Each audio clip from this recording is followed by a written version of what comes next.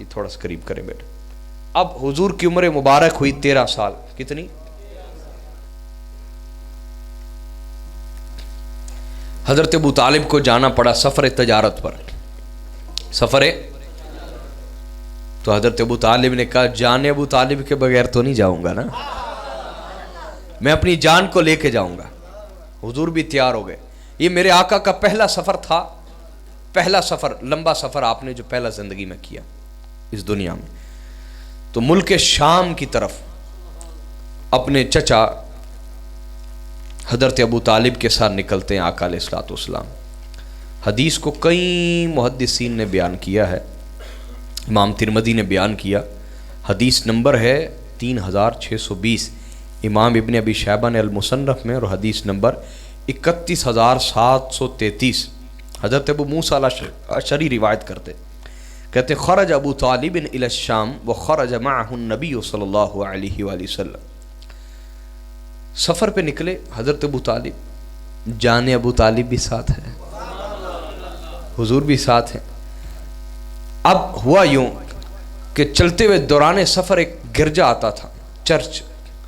وہاں ایک بہت بڑا عیسائی عالم رہتا تھا جس کا نام تھا بحیرہ. کیا؟ بحیرہ, راہب اس کو کہا جاتا تھا. سالہ سال سے وہاں عبادت میں مصروف تھا. بہت بڑا عالم تھا عیسائیوں کا, بہت بڑا عالم تھا. سالہ سال سے وہاں عبادت کرتا تھا. لیکن اس کا طریقہ یہ تھا, اس کا طریقہ یہ تھا کہ وہ بڑے سے بڑا بھی کوئی قافلہ آتا یا بڑے سے بڑا سردار اس میں ہوتا, وہ کسی کے استقبال کے لیے نہ باہر آتا تھا اور نہ ہی کسی کو ڈراپ کرنے کے لیے باہر جاتا تھا. جس نے ملنا ہوتا اس کو وہاں آ کے ملتا. وہ اپنی عبادت سے دائیں بائیں نہیں ہوتا تھا, پرواہ نہیں کرتا تھا کون آ رہا ہے کون نہیں آ رہا.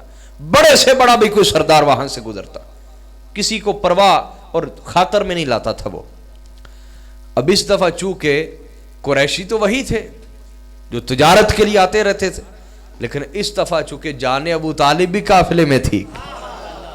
اب کیا ہوا, جب قافلہ اس کے گرجے کے قریب آیا, لوگ حیران ہو گئے. لوگوں نے دیکھا کہ بحیرہ راہب نے عبادت ترک کر دی ہے اور گرجے کے باہر ہاتھ باندھ کے کھڑا ہوا ہے, ہاتھ باندھ کے کھڑا ہوا ہے. گرجے کے باہر استقبال کے لیے کھڑا ہوا ہے. لوگ حیران ہو گئے کہ یہ کیا ماجرا ہے, کہ یہ تو کبھی کسی کو خاطر میں لاتا نہیں تھا, آج عبادت کو ترک کر کے باہر استقبال کے لیے کھڑا ہوا ہے, یہ کیا ماجرا ہے. جب لوگ اس کے قریب آئے, فجعل یتخللہم, تو اس نے لوگوں کو ہٹانا شروع کر دیا. کہا پیچھے ہٹو, پیچھے ہٹو, ہٹانا شروع کر دیا. حتی جاء فاخذ بید رسول اللہ, حتیٰ کہ حضور کے پاس آ گیا اور آ کے اس نے حضور کا ہاتھ پکڑ لیا اور ہاتھ پکڑ کے کہنے لگا ھذا سید العالمین, ھذا رسول رب العالمین, یبعثہ اللہ رحمتا للعالمین. کا لوگوں دھوکے میں نہ رہنا, یہ تمام جہانوں کا سید و سردار ہے. حضور کا ہاتھ پکڑ کے کہنے لگا یہ تمام جہانوں کا سید و سردار ہے. ھذا رسول رب العالمین, یہ تمام جہانوں کے رب کا رسول اور نبی ہے.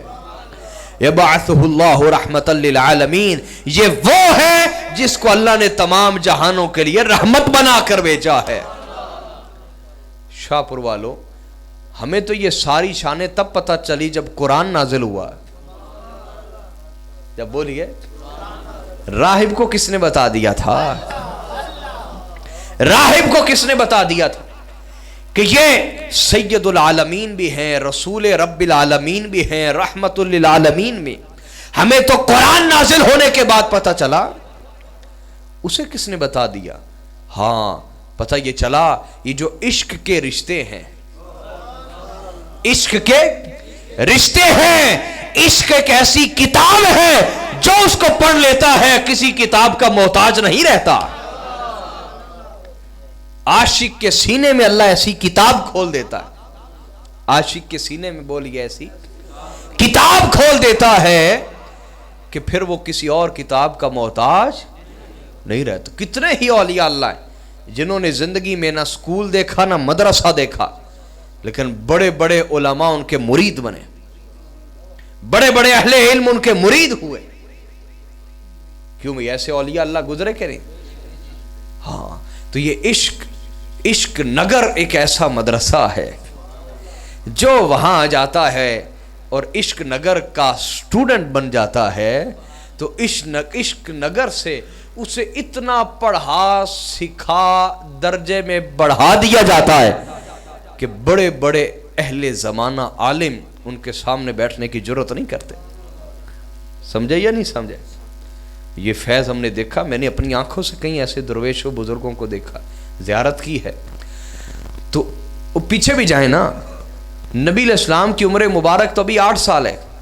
حضرت ابو طالب کہہ رہے ہیں یہ یتیموں کا والی ہے، بیواؤں کا آسرا ہے. حضرت ابو طالب کو کس نے بتا دیا کہ آنے والے وقت میں حضور یہی بنیں گے؟ کیوں بھائی غور نہیں کر رہے؟ کس نے بتا دیا؟ تو میں نے بتایا ان سب عاشقوں کا ایک ہی عشق نگر ہے. جو وہاں داخل ہوتا ہے جہالت بھی دور ہو جاتی ہے، جہالت بھی دور ہو جاتی ہے اور ہر طرح کی کمزوری بھی دور ہو جاتی ہے، اور اللہ پاک اتنا نوازتا ہے کہ بڑے بڑے اہل علم ان کے محتاج نظر آتے ہیں. واہ واہ. آج آئی بات سمجھ یا نہیں آئی؟ آگے بڑا لمبا واقعہ پھر کبھی آپ کو سناؤں گا. بس میں نے بتانا تھا کہ حضرت ابو طالب گھر سے باہر بھی نکلتے ہیں تو جان ابو طالب کی طرف دھیان ہے، شہر سے باہر نکلتے ہیں تو جان ابو طالب کو ساتھ ساتھ لیے چلتے ہیں. آئی بات سمجھ یا نہیں آئی؟ بولیے.